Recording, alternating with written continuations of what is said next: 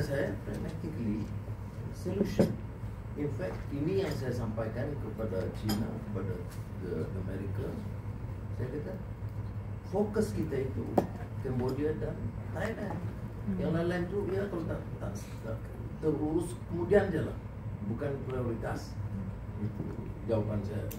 Tapi practically today-nya hari 24 hari itu bila tercetusnya penembakan, saya terus call dulu Prime Ministers, dan pada hari itu mereka terus setuju gencatan senjata atau ceasefire malam 12 malam. Tapi kemudian call semula setelah setengah jam selepas itu Thailand, sebab dia memerlukan sedikit waktu tambahan untuk demobilize tenteranya. Saya kata okey, tapi keesokannya ada landmine kecederaan, itu menimbulkan lagi kita di luar kemudian hari tiap hari, kemudian 2 hari berikutnya masa perang. Jadi bagi saya membantu siapa yang pokoknya yang penting saya kekuatan saya itu ASEAN. Sebab bila saya bicara tu saya kata lebih baik ASEAN colleagues, ya ASEAN leaders di position itu membantu. Dan kebetulan secara personal hubungan saya dengan Perdana Menteri dan keluarga mereka itu baik kan dalam jadi bagi saya yang penting bagaimana seluruh kekuatan kita itu untuk memantau, monitor supaya ceasefire berlaku. Sebab kita 2 bulan lalu tu very successful ASEAN meet dengan GCC dan China. Dan apa yang kita hebahkan, ini classic case of unique experience of the most peaceful region in the world. Jadi bagi kita itu suatu hal yang sangat penting. Tapi alhamdulillah selesai. Dan soal demo ini sebenarnya diprovokasi oleh kelompok-kelompok partai Islam. Dan kekuatan yang datang itu sebenarnya daripada negeri yang diperintah oleh partai Islam, Kelantan, Terengganu, Kedah. Dan ini kali pertama demonstrasi yang tidak diganggu oleh polisi, yang secara aman. Saya tahu benar ya, karena kami kalau dulu itu parah itu masa Orde Baru. Jadi ini kali pertama. Jadi bagi saya itu juga pertanda reformasi, dan jawapan saya baik. Ya, saya akan pastikan polisi berikan segala ruang kemudahan untuk facility. Keduanya saya selepas selesai saya doakan pulang dengan aman dan selamat, dan terima kasih. Dan apa-apa pandangan yang saya rasa wajar saya beri perhatian dia. Tapi sebenarnya minta perumahan majlis kecil kan, mahasiswa beberapa orang, yang lain itu turun, tak Islam, tak Melayu, jual negara kepada China. Itu saja isu dia. Dan tidak ada isu ekonomi. Sebab harga minyak naik, harga minyak Malaysia turun, tapi dia masih harga minyak naik. Ada yang Perdana Menteri bilang harga garam naik. Saya nggak tahu garam mana. Mungkin garam Himalayas. Kemudian yang satu lagi Pak Mahathir kan. Sekali saya minta jawab, dia tu suruh Anwar turun, jadi saya malam turun ke daerah. Jadi, tapi kalau pandang mereka tentang kos sara hidup, itu memang real. Itu memang isu yang berlaku di seluruh dunia. Jadi apa yang saya lakukan? Sudah bayangkan ya, apakah mudah bagi satu negara yang subsidi minyak di 1 tahun itu 20 bilion ringgit,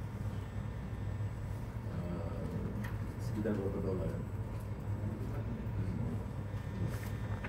$5 billion a year, more, slightly more.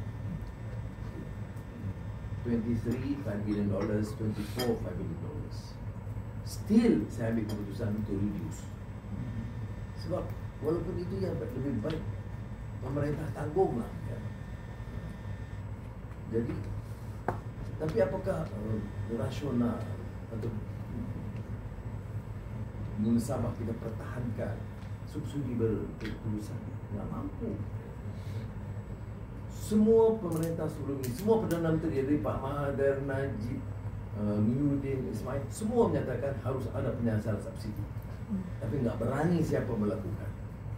Jadi saya lakukan, saya kata okey, kalau gitu saya turunkan untuk rakyat Malaysia dan untuk pengusaha-pengusaha dari luar, ya, dan bukan warga, terutama dari Singapura kan ratus-ratus ribu tiap minggu. Jadi bayar harga kos RM2 sekitar RM2.60 masih jauh lebih murah daripada semua negara jiran. Masih jauh lebih murah. Jadi kita sudah buat calculation. Jadi dan berapa suntikan yang kita katakan dana yang dibantu kepada rakyat itu 1 tahun sekarang 15 bilion ringgit. Itu yang kita bagi direct grant. Saya ni saya tidak dapat yakinkan semua rakyat, tapi saya percaya saya tidak ambil gaji upah salary. Saya ambil hanya sebagai allowance anggota MPR. Itu berarti saya mau bagi message, tidak semua Perdana Menteri mesti korup, curi wang. Is to me is quite major because I come from a rich family. Kemudian menteri-menteri semua dipotong terus. Jadi bila kita naikkan gaji upah untuk civil servants, pejabat awam, kita tidak naikkan untuk menteri. Dan ini kenaikan paling besar setelah 12 tahun untuk meringankan beban. Jadi selain dari 15 bilion ini, kita berikan yang RM100 tambahan kepada semua. Tapi tentunya orang-orang kaya tidak mungkin line up beli dari supermarket yang ada kategori rendah seperti jual. Jadi saya fikir kita boleh save mungkin 1 bilion pulang balik kepada orang miskin. Jadi itu saya maksimum. Apakah mampu saya turunkan semua harga barang? Saya tidak mampu. Sebab harga barang sekarang kos dari ini meningkat di mana-mana. Tetapi kita pecahkan kartel. Kartel ayam, kartel sayur, banyak kartel kita pecahkan. Jadi saya tidak heran kalau demonstrasi itu akan didukung oleh kelompok-kelompok kartel ini. Korupsi besar, keluarga mantan-mantan Perdana Menteri dan sebagainya itu saya nggak campur, tapi kalau kamu ada kekayaan 4 bilion, dari mana sumbernya? Jadi saya coba korupsi. Itu sebagai Anti-Corruption Commission, dia juga. Wah dia tentu orang-orang ini akan kumpul dana besar. Saya tidak fikir semasa saya oposisi dan sebagai aktivis mahasiswa dan pemuda bahawa menyerang dan melawan koruptor itu sukar. Rupanya selepas saya pegang kuasa, sukar. Sebab bila kita menyerang ini golongan-golongan, ya, apa cukong, apa politisi yang kaya raya, bilion-bilion. Jadi medianya, social medianya, politiknya, civil society-nya dia kontrol. Dia ada anak-anak, umpamanya dia kalau korupsi itu Najib, kalau korupsi itu UMNO, nyali nggak ada. Padahal ini 4 bilion ini kita sudah buktikan. Ada bukti anak-anak Pak Mahathir 1.2 bilion itu dia punya declaration, not a word. Kan aneh. Kalau kita corruption konsisten dong. Jadi itu yang kita lakukan. Tapi kalau teguran mereka, saya okey. I don't have a problem. You see, ada baiknya orang yang lalui kisah derita seperti saya. Jadi Asia tahu, dia tidak ganggu. Ya, kamu demonstrasi, okey. Ada yang benar aku. Kalau mau turun, ya saya bawa usul di parlimen. Kalau ada dukungan, kalau saya hilang majoritas, saya berhenti. Saya boleh kuliah nanti. Seperti yang dulu di Universiti Pakistan. Itu yang akhirnya Pak soal Reza Khalid. Ya saya kenal, pernah jumpa dia. Ya,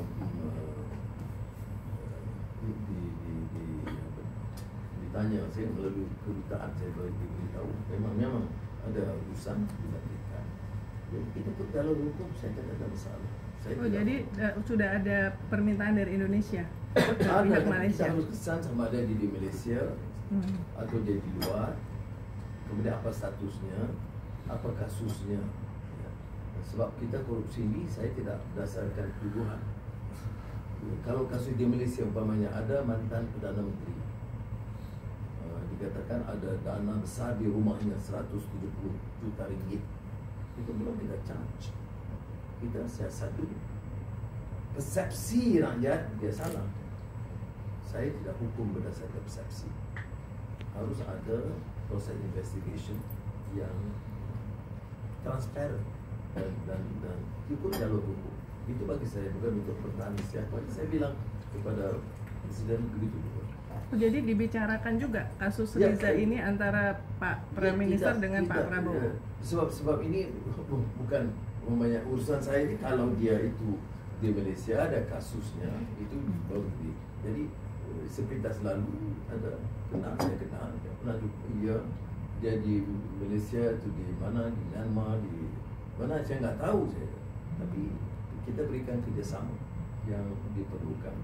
Tetapi seperti mana kita protect sehingga ternyata ada kasus yang harus diberi pertimbangan. Ya. Saya di Paris, Presiden Macron bangkitkan soal anak Perancis yang soal narkotik.